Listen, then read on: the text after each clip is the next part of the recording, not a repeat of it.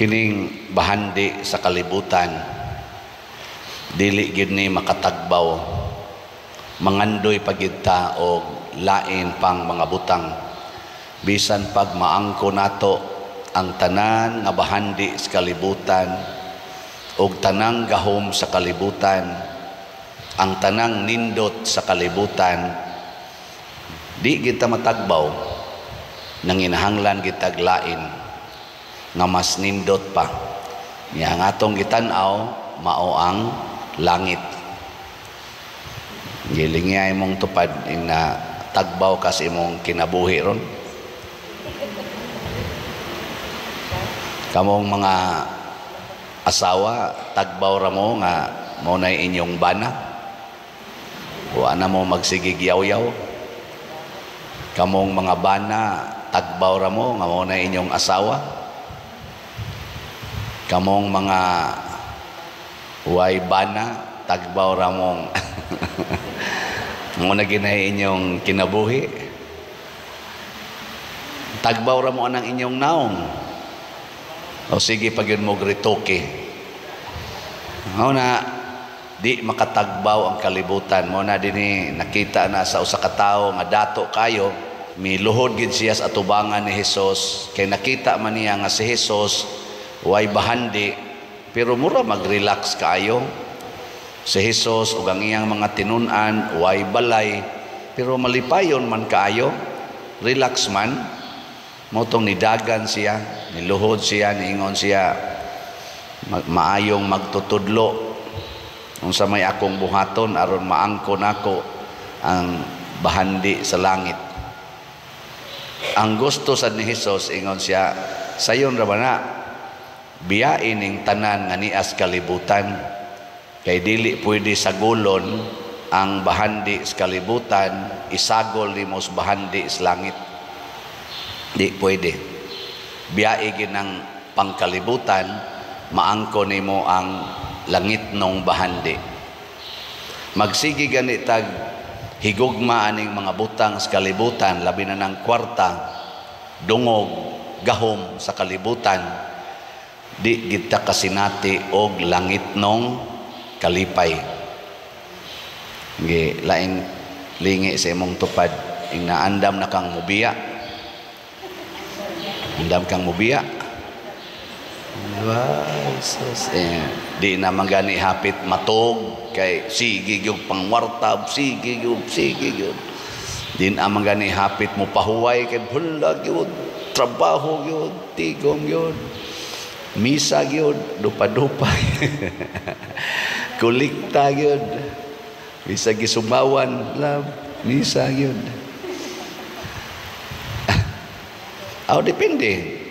Kaya ang mga santos sama sa mga apostoles, sama sa mga munghi, mga mungha, apil na ni San Vicente Ferrer, nagsige magito silang trabaho, adlaw o gabi, trabaho gid sila.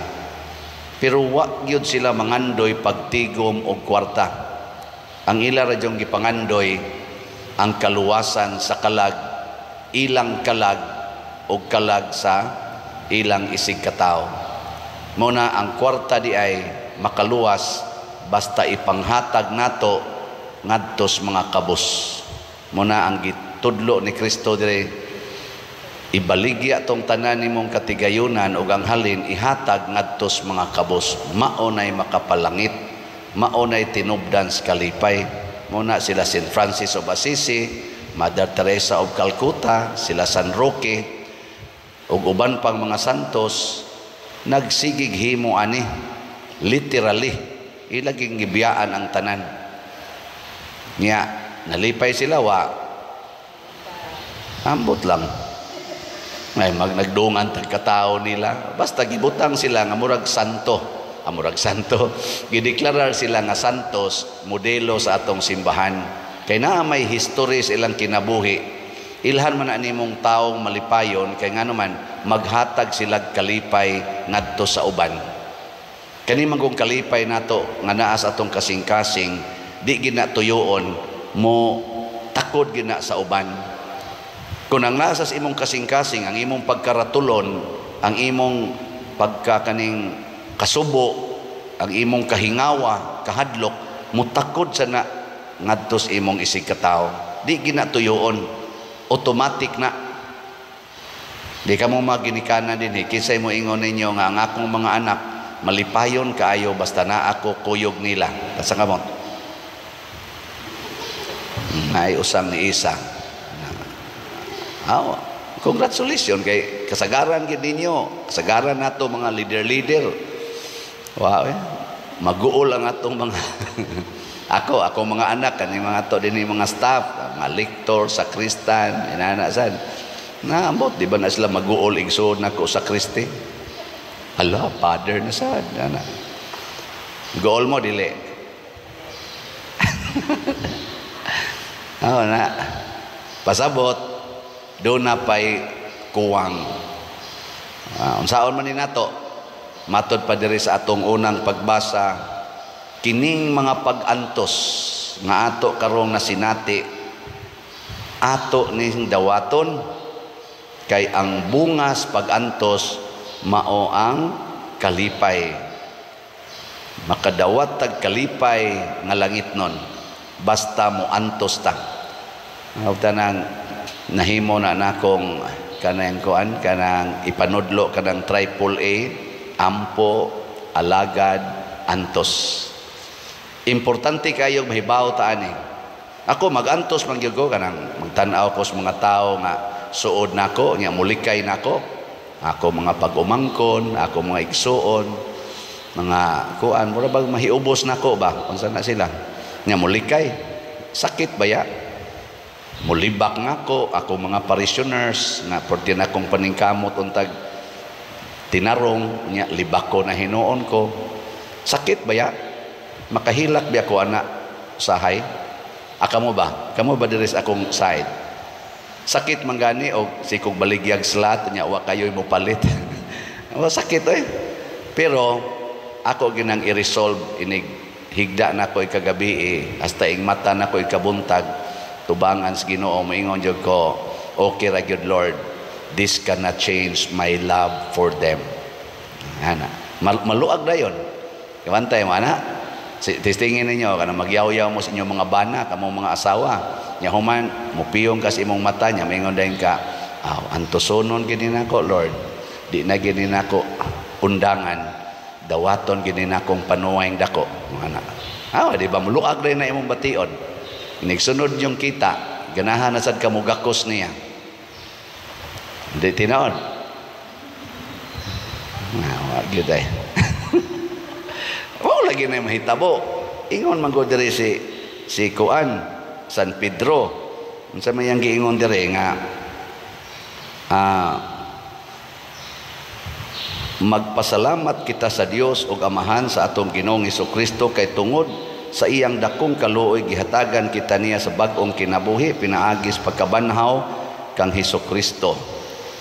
Nya ingon dayon siya diri ang iyang pagkabanhaw maoy naghatag natog dili matarog nga paglaom ug panulundon nga dili madunot ni mahugaw ni mahanaw.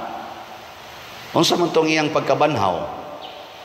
Ang iyang pagkabanhaw tungod tos iyang kasakit o kamatayon.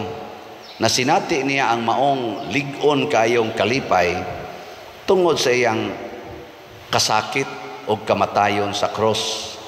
Nya, matod pa niya, tungod niini, paglipay ka mo bisan tuod sa pagkakaron, kinahanglan magsubok ka mo sa mubong panahon tungod sa daghan ninyong mga alantosonon. Ang tuyo niini mao ang pagsulay kung tinuod bagayod ang inyong pagtuo kay bisan gani kuno ang bulawan sulayan man sa kayo. Bulawan ba? Sulayan ginas kayo para mo gawas gid ang iyang pagkabulawan. Kani pa ba kunong pagtuo nato nga labaw pas bulawan? Ang bulawan lumalabay, ang atong pagtuo musangko gina ngadto sa langit. Muna nindot kaayo ang atong tubag sa salmo. Niingon diri ang Ginoo mahinumdom sa iyang kasabutan hangtod sa kahangturan. Ug unsa may kasabutan sa Ginoo ang moantos kuyog kanako, malipay sad kuyog kanako. Ang mamatay kuyog nako, mabanhaw sad kuyog nako. Ang mupalit og slat samtoy saad. Kung paras kumbinto makadawat og San Vicente Ferrer's Daily Abundant Graces, SBF dag. Og mopalit mo og slat paras kapilinya, unsa may say madawat? Mother Mary's Healing and Deliverance. Nga ato ning butangag pag-antos. Ako, antos kog sigig announce, antos akog palit, kamusad, antosad mog paminaw, antosag palit. Unsa may bugtian tagaan dayon ta sa dili mahugaw, dili mahanaw na kalipay. Kuwang kayo ang kalibutan niini karon. Kay ang kalibutan sigig pangitag kwarta, sigig pangitag gahom, sigig pangita anang beauty, pleasure. Gikapoy na lang tag pangita, wa gyud ta matagbaw. Usa ra gyud teknik diha, maghinatagay ta sa ngalan sa Ginoo. Maghigugmaay ta sa ngalan sa Ginoo, dili mag-away, magpasayloay. Mao nay kalipay ang tinud-anay.